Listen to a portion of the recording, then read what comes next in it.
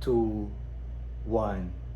Madam Speaker, ladies and gentlemen, I have a very simple question. What happens if you answer the call, one thing leads to another, you guys fuck, and then as the info slide says and GovWhip also concedes to, they eventually leave? You're gonna be like, tulala for days. This for real happened to one of my best friends, of which I got consent to share this part in the speech. His ex called them. He was saying like, oh yeah, I'm gonna be rational, man. We're gonna figure things out. They ended up like sleeping together, and he got literally messed up for 7 years. That is the harm you get on side government and side government exclusively.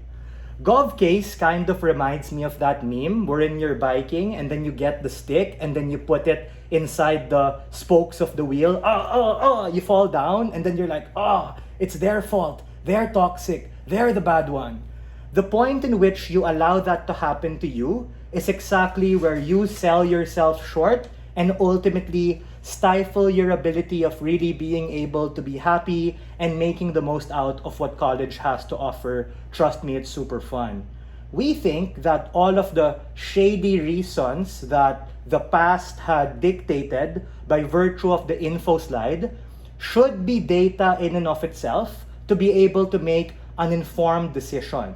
And we think that's something that you get from the top of my speech, wherein I characterized to you the reality of this relationship and clashed very clearly and told you that there's too many red flags, bro. The point in which you drink your own Kool-Aid and think that things will be different because, 7.5 months passed by from someone who didn't respect you or someone who initially blocked you and then just because sisibat sila, they unblocked you, is exactly the harm that comes in. What were the biggest benefits that side government had said, and how did we deal with that? The first is on the idea of closure. Very early on in this debate, we questioned the lens of that as a metric and whether you really should answer the call in order to get that. The answer is probably not, right? Because of the reasons that we consistently told you, this is something that you give yourself as opposed to it being outcome dependent on someone or something you can't control. The path dependency and outcome dependency of Gov case weakens their principle. Number 2, the idea of regret. And I think we regret things all the time. I regret the food I bought for lunch because the tapa was kind of cold. I regret going the left flank in PUBG last night because I got headshot. Meaning, there are so many things in life that we regret, and as what Carlos told you in his whip speech, these things are part and parcel of being a human and living life. We cannot live life like we're Doctor Strange looking at the infinite possibilities of what can happen, because the point in which you live life so cautiously is exactly where you don't live life at all, like what J.K. Rowling had said in her commencement speech with that Ivy League university. What were the things that we told you which stand in this debate?